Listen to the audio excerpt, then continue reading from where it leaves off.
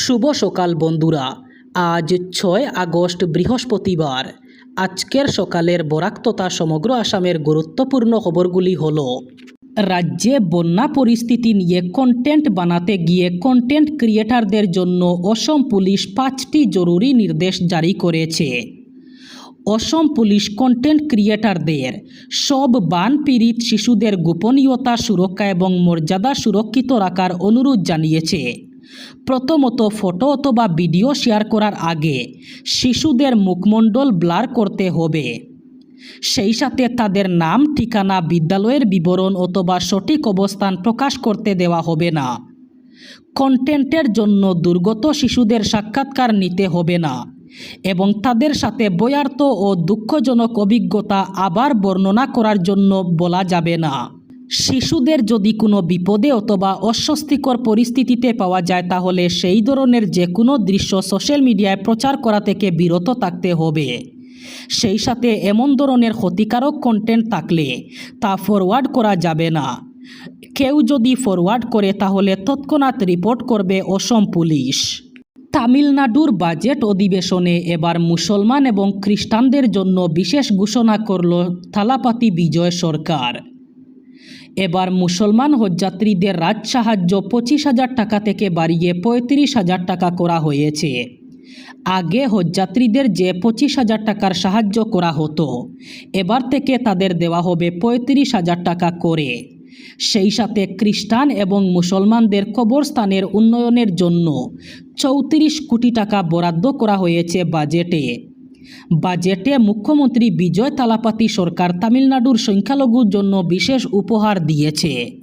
বিনামূল্যে লেনদেনের দিন কি এবার শেষ হতে চলল? ভারতের ডিজিটাল লেনদেনের প্রধান হাতিয়ার ইউপিআই। এবার ইউপিআই পরিষেবায় বড় পরিবর্তনের কথা ভাবছে কেন্দ্র। সম্প্রতি সংসদে পেমেন্ট অ্যান্ড সেটেলমেন্ট সিস্টেম অ্যাক্টের সংশোধনী পেশ করেছেন অর্থমন্ত্রী নির্মলা সীতারমণ।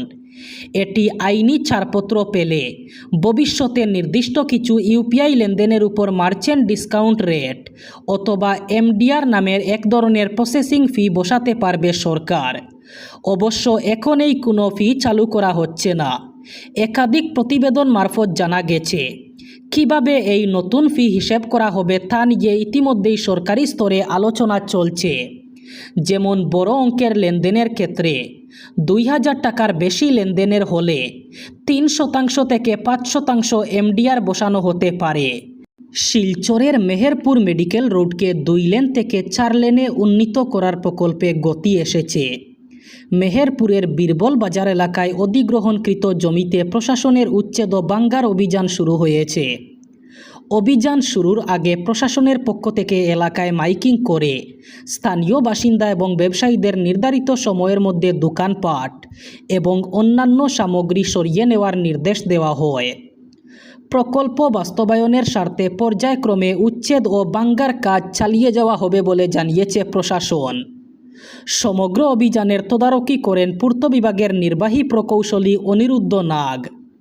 প্রশাসনের দাবি, 4 লেন প্রকল্পের কাজ দ্রুত শেষ করতে ধাপে ধাপে উচ্ছেদ কার্যক্রম পরিচালিত হবে। এজন্য সাধারণ মানুষের সহযোগিতা কামনা করা হয়েছে। এদিকে রাজ্যের মন্ত্রী কৌশিক রায় শিলচরের বিধায়ক রাজদীপ রায়ের লিখিত নির্দেশ এবং কাছাড়ের জেলায়ুক্তের নির্দেশনায় মেহেরপুর মেডিকেল কলেজ সড়কের বড় বড় গর্ত মেরামতের কাজও শুরু করেছে পূর্ত বিভাগের রোড শাখা। ভারত সহ 4টি দেশের ওমরা যাত্রীদের জন্য নতুন নিয়ম চালু করতে যাচ্ছে সৌদি আরব। নতুন নীতিমালা অনুযায়ী ওমরা ভিসা পেতে হলে প্রতিদিনের খাবারের জন্য বাধ্যতামূলক নুসুক খাদ্য ভাউচার কিনতে হবে এবার। এর মূল্য প্রায় 20 রিয়াল সৌদি প্রতিদিন, যা ভিসা ফির সঙ্গে যুক্ত হবে। এক প্রতিবেদনে এই তথ্য জানিয়েছে দ্য নিউজ। নতুন নিয়মটি রবিউল আউয়াল মাসের 1 তারিখ থেকে ভারত, বাংলাদেশ, পাকিস্তান এবং মিশরের ওমরা যাত্রীদের জন্য কার্যকর হবে। নতুন ব্যবস্থায় হোটেল বুকিং, যাতায়াত, খাবার সহ বিভিন্ন সেবা একটি সমন্বিত ডিজিটাল ব্যবস্থার আওতায় আনা হবে। এর জন্য মক্কা ও মদিনার প্রায় 10,000 রেস্তোরাঁকে নুসুক অ্যাপের সঙ্গে যুক্ত করা হয়েছে। প্রতিটি ওমরা ভিসার সঙ্গে একটি বিশেষ কোড থাকবে। ওই কোড ব্যবহার করে অনুমোদিত রেস্তোরাঁ অথবা খাবারের দোকান থেকে খাবার সংগ্রহ করতে পারবেন যাত্রীরা।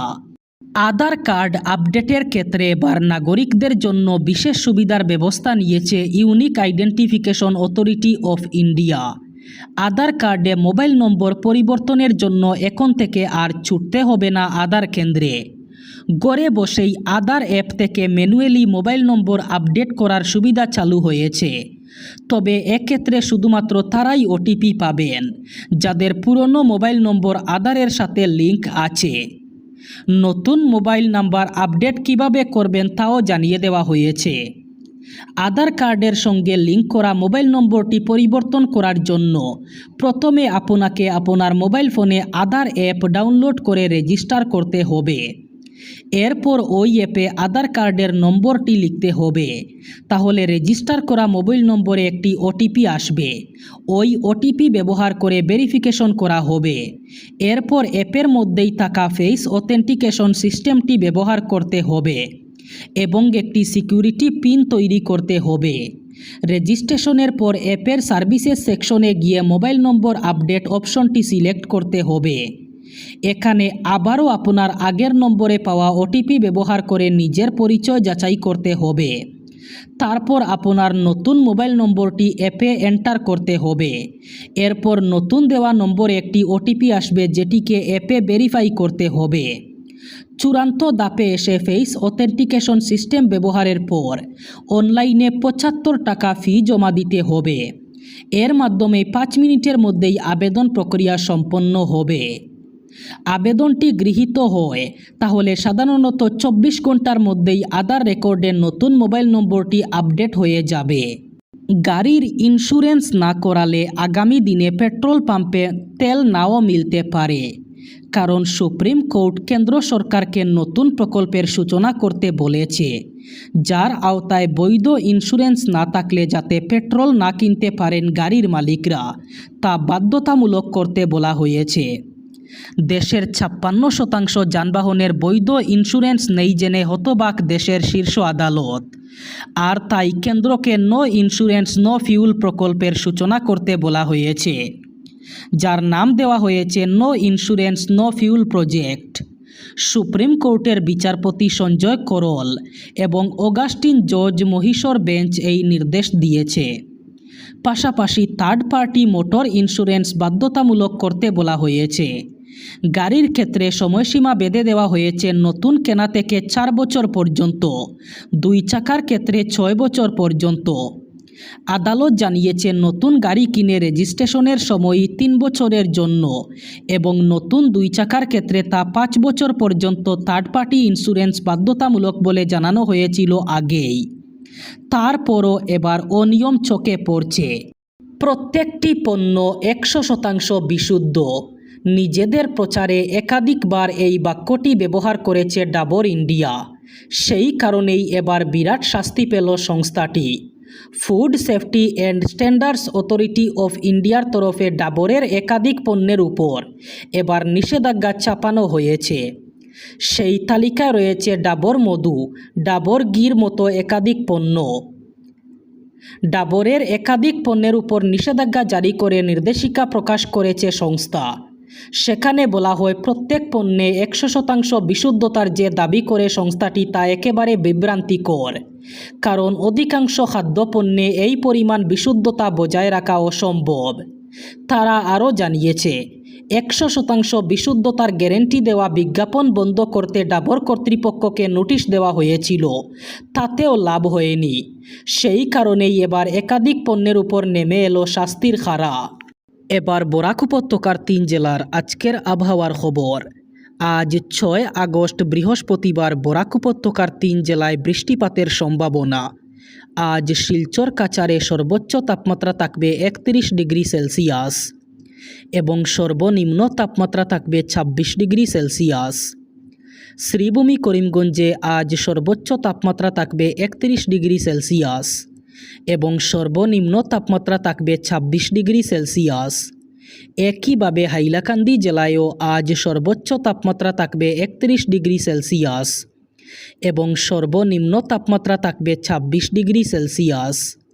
এই ছিল আজকের সকালের গুরুত্বপূর্ণ খবরগুলি। ভিডিওটি অবশ্যই লাইক করবেন এবং চ্যানেলটি সাবস্ক্রাইব করবেন।